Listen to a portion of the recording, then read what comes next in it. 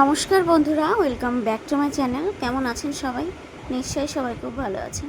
তো সকাল সকাল তো ঘুম থেকে উঠে পড়েছি, পাপানের স্কুল শুরু হয়ে গেছে, কালী পুজোর ছুটি ছিল। তো সকালবেলা রান্না করছি কুমড়ো বরবটি আলু দিয়ে একটা নিরামিষ তরকারি সকালে খাওয়ার জন্য। আর এদিকে পাপানের টিফিনে আছে রুটি আর আলু ভাজা। তো রুটিটা এখানে করে নেব, আটাটা মাখাচ্ছি। পাপান এখনও ঘুম থেকে ওঠেনি, ওকে এবার ডাকবো। আর দেখুন এই গাছটায় টিয়া পাখি বাসা করেছে। আমি তো ভাবতেই পাচ্ছি না, ওই যে একটা ছোট্ট ছিদ্র মতো মানে দেখা যাচ্ছে, ওর মধ্যে বাসা করেছে। চারটে ছোট ছোট টিয়া পাখি দেখতে পাচ্ছিলাম, বড় টিয়া পাখিটাকে দেখতে পাইনি। তো এখানে কিচিরমিচির করছিল, আমাদের পাপানের বাবা বলল দেখো টিয়া পাখির ডাক মনে হচ্ছে। তো দেখি সত্যি ছোট ছোট চারটে টিয়া পাখি। তা কাক এসে ভীষণ ডিস্টার্ব করছিল ওদেরকে, ওই জন্য ওরা উড়ে চলে গেছে। পাপানকে রেডি করে স্কুলে পাঠাবো, ভীষণই মেঘ করেছে, বৃষ্টি না চলে আসে। কলমি শাক ভাজা করছি, এখনও বাজার আসেনি, তো সকালবেলা কলমি শাকটা নিয়েছিলাম, ওই জন্য ভাবছি এটা একটু ভেজে রাখি, তাহলে তাড়াতাড়ি হয়ে যাবে। আর আজকে কিন্তু গ্যাসেই রান্না করছি, যেহেতু মেঘলা মেঘলা হচ্ছে, ভাল লাগছে না যেন কাঠে রান্না করতে, ওই জন্য গ্যাসে রান্না করছি। পেঁয়াজ রসুন আর লঙ্কা ফোড়ন দিয়ে কলমি শাক ভাজা করব। রসুন ফোড়ন দিয়ে কলমি শাক ভাজা করলে কিন্তু ভালোই লাগে।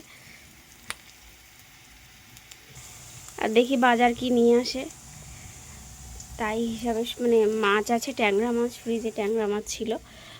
সবজি পছন্দ মতো সবজি দিয়ে ট্যাংরা মাছ দিয়ে করব। 12:30 বাজে, তা মনে হচ্ছে সন্ধ্যে 6টা।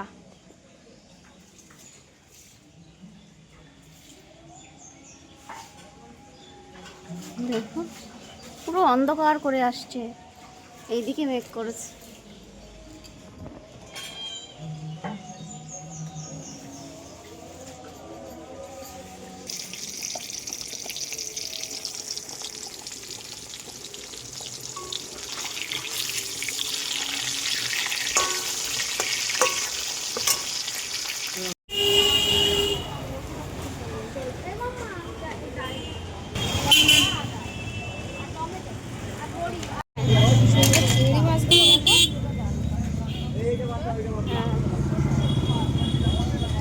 রাধে পিসি নেই।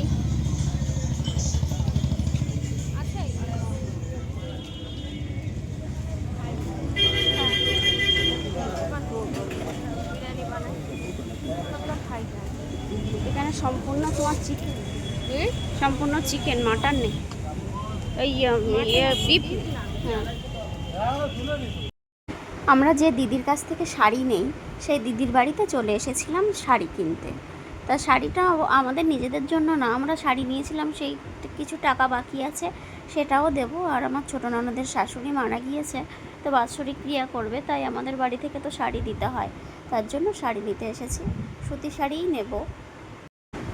এইটা কিন্তু আমাদের ধান্যকুড়িয়ায় গার্ডেনের গেট, আর গার্ডেনে কিন্তু শুটিং হওয়ার কথা আছে। তো আমরা দুই যা আর আমার পিসি শাশুড়ি ধান্যকুড়িয়া যাচ্ছিলাম শাখা পড়তে, হাঁটতে হাঁটতে দেখি গার্ডেনটাও পরিষ্কার করেছে, লাইট দিয়েছে, অনেক গাড়ি দাঁড়িয়ে আছে। তো ভাবছি কি হবে জানি না, সবাই বলছে শুটিং হবে। তো দেখুন গার্ডেনের ভেতরে কিন্তু একদম সুন্দর করে পরিষ্কার করেছে। ধান্যকুড়িয়া এসলাম শাখা পড়তে, দেখুন এই শাখার দোকানটা তো বন্ধ। এসে দেখি এখানে জগদ্ধাত্রী পুজো হয়েছে, ঠাকুরটা একটু দেখাই আপনাদের।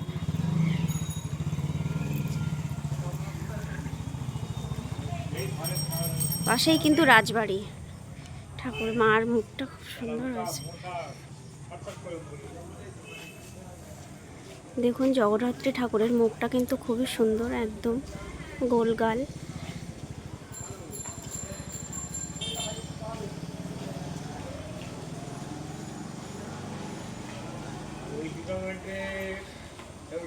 শাখা পড়তে এসে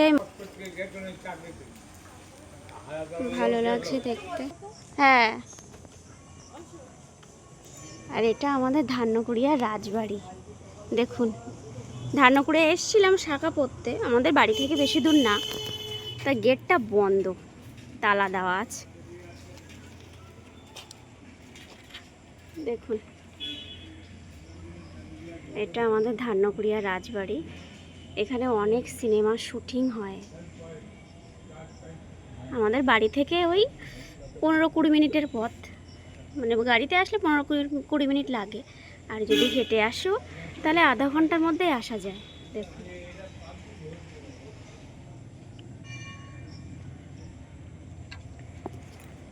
শাখা পড়তে এসে অনেক কাজই হয়ে গেল, আপনাদের সঙ্গে একটু রাজবাড়িটাও শেয়ার করতে পারলাম। মা জগদ্ধাত্রীকেও একটু দেখাতে পারলাম, আমরাও তো ঠাকুর দেখিনি।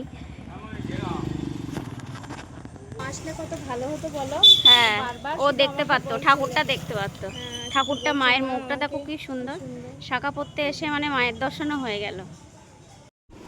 আরে না খাবে না খাবে না। বাজার থেকে আমরা জিলাপি কিনে নিয়ে এসেছি। না না না না, আরে নাও। তারপর আবার এই ফুচকা, ক্রিমস থেকে কেক নিয়ে এসেছিল, খেয়ে নিয়েছে দুই হনুমান। আর এই ফুচকা, টক জল, আর এদিকে জিলাপি এ ধরেছি নাও। নিচ্ছে। ফুচকা খাই তারপর নিচ্ছে।